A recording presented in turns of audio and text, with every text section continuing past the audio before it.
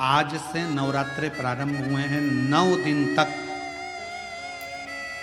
ये गुप्त नवरात्रे के 9 दिन, अगर आपको ऐसा लगता है कि शिवजी आप बाबा मेरी नहीं सुन रहा, बहुत संघर्ष का जीवन चल रहा है, बहुत परेशानी का जीवन चल रहा है, बहुत कष्ट का जीवन चल रहा है और कोई मंजिल, कोई राह, कोई मार्ग दिख ही नहीं रहा, तुम्हारा कैसा भी दुख है, जो आज गुप्त नवरात्रे प्रारंभ हुए हैं, आज से 9 दिन तक का एक नियम ले लो गुप्त नवरात्रे में कि मुझे शिवजी के मंदिर में अशोक सुंदरी वाली जगह पर एक बेलपत्र माँ हेमवती माता के नाम से, कौन सी माता? हेमवती, माँ हेमवती के नाम से एक बेलपत्र अशोक सुंदरी वाली जगह पर समर्पित करूंगी। 9 दिन का एक नियम धारण करो और 12वें या 15वें दिन आप देखिए आपका जो दुख है मेरा बाबा उसको काट कर ही रहे। गुप्त नवरात्रे जो आज से प्रारंभ हुए हैं, गुप्त नवरात्रे जो आषाढ़ महीने का ये गुप्त नवरात्रा है, इस नवरात्रे में हेमवती माता का स्मरण करना, एक बेलपत्र का पूजन करना या एक बेलपत्र के वृक्ष के नीचे आप 9 दिन तक भी, अगर मंदिर तक भी नहीं जा सकते, मंदिर में आप बेलपत्र रखने नहीं जा सकते, तो आपके घर के आंगन में, द्वारे पर, बगीचे में, आपके घर के पास अगर कोई बेलपत्र का पौधा है, वृक्ष है, उस बेलपत्र के वृक्ष के सामने एक बेलपत्र का पत्ता रखकर भी अगर आप उस पर जल चढ़ा रहे हैं या पूजन कर रहे हैं हेमवती माता के नाम से, तो उसका फल आपको मिलेगा। और मान लो बेलपत्र का वृक्ष भी नहीं है, हम मंदिर भी नहीं जा सकते, हम कहीं नहीं जा सकते, घर से बाहर कैसे निकलें? पानी तेज है, जलवृष्टि हो रही है, बहुत सा पानी है, तो क्या करें? अपने घर में जो शिवलिंग है, तुम्हारे घर में अगर जो शिवलिंग है, तुम्हारे घर में जो शिवलिंग विराजमान है, उसी शिवलिंग के साक्षी में, सम्मुख में भी अगर हेमवती माता का नाम लेकर अगर एक बेलपत्र समर्पित करोगे 9 दिवस तक, तो उसका फल मिलेगा जरूर, उसका फल मिलेगा। फिर से बोलो, कौन माता? हेमवती। कौन है ये? शिव महापुराण की कथा कहती है, जब माता पार्वती जी हिमालय राज के घर में प्रगटी और हिमालयों की कंदरा में बैठकर मां पार्वती जी तप साधना में लीन हुई, जितनी परीक्षा भगवान शंकर ले सकते थे शिव जी ने सारी परीक्षा ली। ब्रह्मदेव परीक्षा लेने आए, भगवान नारायण परीक्षा लेने आए, इंद्रदेव आए, सप्तऋषि आए, सारे साधु संतों को परीक्षा लेने भेजा, पर मां उन परीक्षाओं में पास होती चली गई। तब भगवान शंकर ने दर्शन देकर कहा, पार्वती आज से तुम्हारा नाम हेमवती रहेगा। सुनो पार्वती, तुम्हारे इस नाम की आराधना जो तुम्हारे गुप्त स्वरूप में करेगा, उसको मनवांछित फल की प्राप्ति हो जाएगी। और वो फल, आज कथा अगर प्रारंभ हुई है और आप लोगों को मौका मिला है, तो इस कथा का स्मरण अपने जीवन में जरूर करें। क्या पता भोलेनाथ जी ने बेजापुर वालों पर भारी कृपा करी है, बहुत बड़ी कृपा करी, जो नवरात्रे में कथा मिली और आप लोगों को ये कथा का चरित्र श्रवण करने को पहले दिन ही मिल गया। बीच में मिलते तो 2-3 दिन निकल गए होते।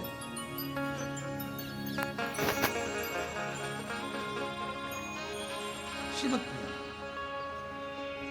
और मेरे भोले तेरा सहारा। भगवान खुद कहते हैं, जिस समय पर मां जगत जननी जगदम्बा अम्बा स्वयं दुर्गा भवानी ने देखा कि शंकर भगवान के कंठ में विष पहुंच रहा है, तब मां आद्य शक्ति दुर्गा भवानी जगत जननी जगदम्बा औषधि का पिटारा लेकर, स्वयं वेद बनकर, स्वयं डॉक्टर बनकर, औषधि का पिटारा लेकर, मेरी मां आद्य शक्ति जगदम्बा कात्यायनी, स्वयं मां कात्यायनी अपना औषधि का पिटारा लेकर, स्वयं मां जगत जननी डॉक्टर बनकर औषधि का पिटारा लेकर पहुंच गई।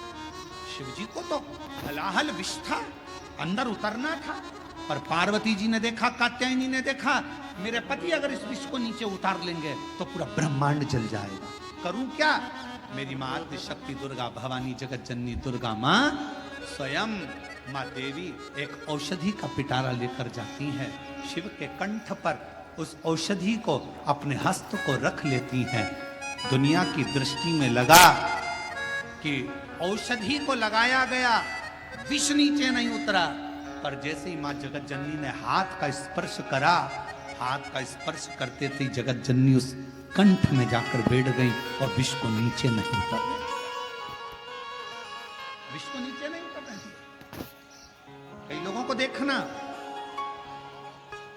बहुत तेज बुखार आ रहा है, बहुत तेज पेट दुख रहा है, बहुत तेज सिर दर्द हो रहा है, प्रैक्टिकल करके देखना शिव पुराण की कथा का, कहीं सियोर वाला महाराज झूठ तो नहीं बोल रहा। प्रैक्टिकल करते रहना चाहिए और प्रैक्टिकल जीवन में जरूर करो। और हमने पहले भी कहा प्रैक्टिकल बहुत जरूरी है। एक महाराज जी प्रवचन दे रहे थे, प्रवचन में कह रहे थे मदिरा नहीं पीना चाहिए, शराब नहीं पीना चाहिए। शराब पीने वाला व्यक्ति गटर में पड़ा होता है, नाली में पड़ा होता है। उसी में महाराज का पहचान वाला बैठा था, उठ के खड़ा हो गया, खड़ा होके बोला, वो महाराज तो इतनी बड़ी बड़ी बातें कह रहा है, तेरा सग्गा भाई पी के तो गटर में पड़ा है, तो हमको ज्ञान दे रहा है, तेरे भाई को क्यों नहीं समझाता। महाराज जी ने कहा, भाई देख मैं मुंह से समझा रहा हूं, मेरा भाई प्रैक्टिकल करके दिखा रहा है, तू कौन सी भाषा में समझेगा ये तेरे ऊपर निर्भर करता है। या तो मुख से सैया की साक्षी में तो कभी इंद्राणी आई नहीं, आज पहली बार इंद्राणी आई है, वो भी सची देवी यहां पहुंची। क्यों, किस लिए, कैसे आना हुआ।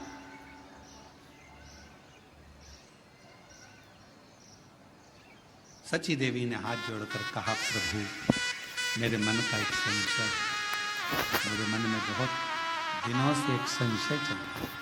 मैं पृथ्वी पर गई थी, मृत्यु लोक में गई थी, और पृथ्वी पर भ्रमण करते करते गांव में पहुंच गई। वहां पर एक ब्राह्मणी से मेरा मिलना हुआ, उसने मुझे निवेदन करा है, बस भगवान से पूछना कि मेरी किस्मत में औलाद नहीं। भगवान विष्णु ने ब्रह्मा जी को बुलाया, भाग्य देवी को बुलाया, धर्मराज को बुलाया, पूछा बताओ इसके भाग्य में औलाद है कि नहीं।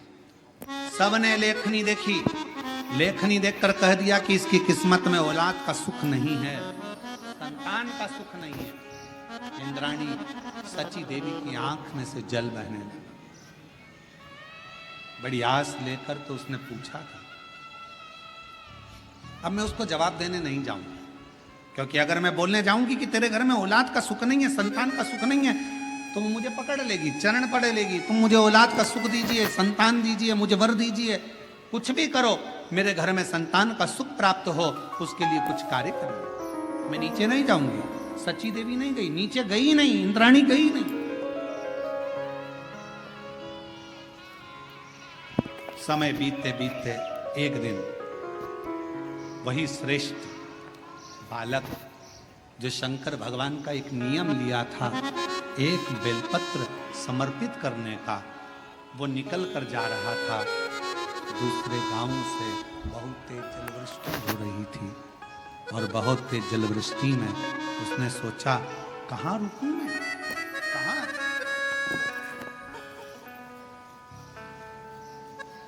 इतना तेज पानी गिर रहा है, जलवृष्टि हो रही है, जाऊं तो जाऊं कहाँ। उसी ब्राह्मणी के घर में वो एक बेलपत्र का नियम बनाने वाला वो श्रेष्ठ बालक उस ब्राह्मणी के घर में चले गया।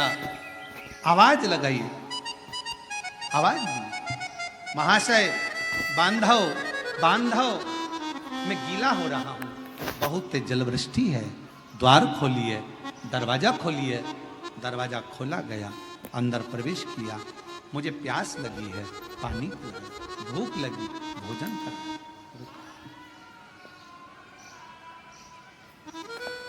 ब्राह्मणी ने भाव से भोजन भी कराया, पानी भी पिलाया। समय निकला, जाने लगा। ब्राह्मणी की आंख में आंसू था। पूछा, मां आप रो रही हो, क्यों, किस लिए? मेरे घर में औलाद नहीं। अरे तो क्यों चिंता करना, क्यों चिंता करना, शिव है ना, शंकर का नाम जपना प्रारंभ करो, तुम्हारे घर में औलाद जरूर आएगी, ये पक्का है। मैं कहता हूं ना मां, तुम्हारे घर में औलाद जरूर आएगी, तुम क्यों चिंता करती हो। चले गया बालक, 4 महीना निकला, ब्राह्मणी का गर्भ ठेल गया, गर्भ ठेल गया। बच्चे ने जन्म ले लिया, नगाड़े बज रहे हैं, किलकारियां गूंज रही है, पूरा गांव सजाया गया है। ब्राह्मण के घर में इतने सालों के बाद औलाद हुई है, पूरा गांव सजाया गया, नगाड़े बजे, लड्डू बांटे गए, खूब धूम मची। इंद्राणी के कानों में शब्द गया, इंद्राणी पृथ्वी पर भ्रमण करने फिर आई। इंद्राणी भ्रमण करते करते जैसी पृथ्वी पर आई और आते से उसने देखा कि कि यहाँ इतना नगाड़ा क्यों बज रहा है, तो कहा इसके घर में संतान हुई है, पुत्र हुआ है। संतान? हाँ। इंद्राणी बोलती हो ही नहीं सकता कि इसके घर में औलाद हो जाए। इंद्राणी गई वापिस इंद्रदेव के पास, महाराज। इंद्रदेव ने पूछा क्या हुआ। अपन भगवान विष्णु के यहाँ गए थे और भगवान विष्णु ने धर्मराज को बुलाया था, भाग्य देवी को बुलाया था, ब्रह्मा जी को बुलाया था और पूछा था क्या औलाद का सुख है। सबने मना करा था, एक बार वापिस चलो। फिर वापिस गए। भगवान नारायण के पास में जाकर इंद्राणी ने कहा, प्रभु आपने तो कहा था कि उस ब्राह्मण के घर में औलाद का सुख नहीं है, संतान का सुख नहीं है। भाग्य देवी ने देखकर कहा था कि औलाद नहीं होगी, धर्मराज ने कहा था इसके घर में औलाद नहीं होगी, ब्रह्मा जी ने लेखनी देखकर कहा था इसके घर में औलाद नहीं होगी, फिर ये औलाद का सुख कहां से आ गया। तब भगवान नारायण ने कहा, ब्रह्मणी, ऐ सची देवी, जो देवता भी लेख को नहीं पलट सकते, वो शंकर का एक भक्त उस लेख को पलट सकता।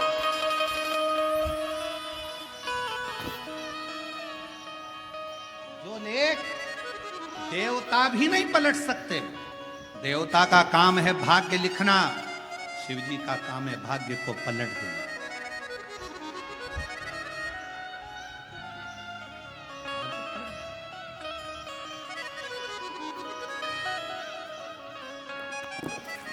भोलेनाथ नमन चरणों में। कथा की शुरुआत में बेलपत्र के वृक्ष की महत्वता का वर्णन क्यों करा, किस लिए करा। हम कल्प वृक्ष नहीं देख सकते, हम कल्प वृक्ष की करना उसकी विचार भी नहीं कर सकते।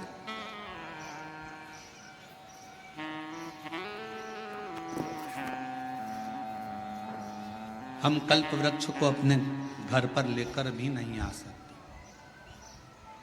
पर शिव पुराण की कथा कहती है, भगवान शंकर का चरित्र कहता, शिव तत्व कहता कि यदि एक बेलपत्र का वृक्ष हम अपने घर में लगा लेते हैं, बगीचे में लगा लेते हैं, या किसी भी स्थान पर यदि हमने जिंदगी में एक बेलपत्र का वृक्ष लगा लिया, तो ये मानकर चलना कि तुमने कल्प वृक्ष की कामना कर कर उस वृक्ष को लगाया, अपने जीवन में कुछ अच्छा फल प्राप्त करना, कुछ अच्छा प्राप्ति के कितना महत्व है। एक बेलपत्र का महत्व, एक शिव महापुराण का एक बड़ा सुंदर प्राचीन संवाद है कि एक बालक एक गांव में रहता था जिसका नाम था श्रेष्ठ। जन्म हुआ, मां चली गई, थोड़ा बड़ा हुआ, पिता चल गया।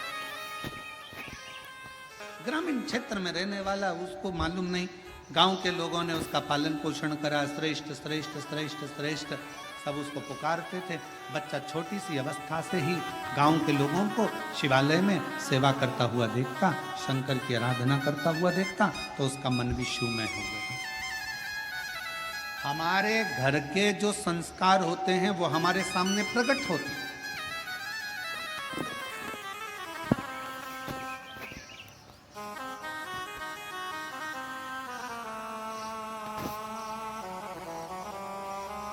कल जब हम संचेती जी के यहाँ आए तो हमने उनको सबसे पहला शब्द उनके घर में उनके माता पिता को यही कहा कि आपके पुत्र विशाल और बहुरानी, घर के बच्चों को आपने जो संस्कार दिया, ये संस्कार आज सामने देखने को मिलता है। कम से कम इतनी बड़ी शिव महापुराण की कथा अपने माता पिता और अपने पूर्वजों का आनंद के लिए कराई तो।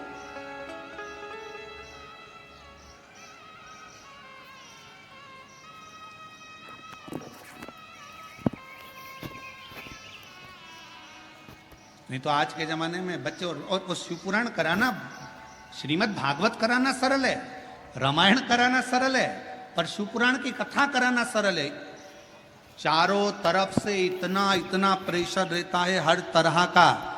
पानी गिर रहा है, कीचड़ हो गया, कहाँ बैठेंगे, क्या होगा, गाड़ी कहाँ से निकलेगी, पार्किंग कहाँ करी जाएगी, भोजन व्यवस्था कैसे करी जाएगी, कैसे करा जाए, महाराज कहाँ रुके, क्या खिलाए, क्या पिलाए, क्या करे, इतने भक्त आएंगे, ये आएंगे, वो आएंगे, दुनिया भर के फोन भी आएंगे, हमें आगे बैठना है, हमें यहाँ बैठना है, हमें वहाँ बैठना है, पूरी चिंता चिंता चिंता चिंता चिंता। आप विशाल जी से पूछना, वो तो विशाल जी का हाथ शंकर जी ने पकड़ रखा है, इसलिए उनकी चिंता थोड़ी भोलेनाथ ले रखे हैं, पर उनसे पूछिएगा जरा कि महाराज कथा करवाना कितना कितना कठिन, जरा पूछिएगा, बहुत कठिन। जब तक कथा शिव पुराण की चालू ना हो तब तक थोड़ा थोड़ा थोड़ा थोड़ा थोड़ा थोड़ा, और जैसे शिव पुराण के पहले दिन की कथा हो जाए तो सबसे ज्यादा फ्री तो यजमान हो जाता है कि लगे अब महाराज कथा चालू हो गई, अब क्या सोचो, अब तो शंकर जी जाने, बोले ना शिव जी जाने।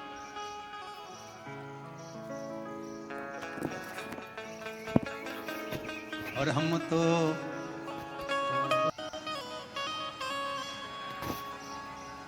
वो कौन सा दिन है जिस दिन को बेकार माना जाता है?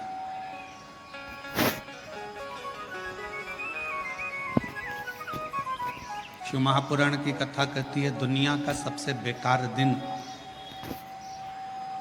उस दिन माना जाता है जिस दिन आपके चेहरे पर मुस्कुराहट ना हो और आपके मुख पर भगवान का नाम ना हो।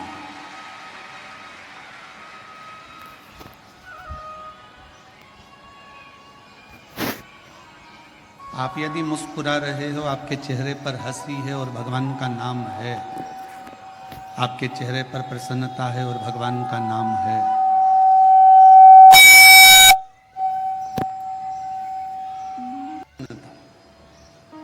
और तो और हमने शिव महापुराण की कथा के माध्यम से पहले भी आपको कहा, आप एक लोटा जल शिव जी को नहीं चढ़ा सकते। आप भगवान शंकर को अगर एक लोटा जल नहीं चढ़ा सकते, आप भगवान शंकर को बेलपत्र नहीं चढ़ा सकते, आप भगवान शंकर को अगर एक पुष्प भी समर्पित नहीं कर सकते, शंकर के मंदिर में भी नहीं जा सकते, शिव के मंदिर में भी अगर प्रवेश नहीं कर सकते, शंकर के मंदिर में भी, भगवान शिव के द्वार पर मंदिर में भी अगर नहीं जा सकते, तो पहले भी कथा में कहा, फिर कह रहे हैं बेजापुर की इस पवित्र भूमि पर कि शिव के मंदिर भी ना जा सको तो शंकर के मंदिर के सामने से जब निकलो तो थोड़ा सा मुस्कुरा कर निकल जाना, तो भी शिव करुणा कर देते हैं, शिव कृपा।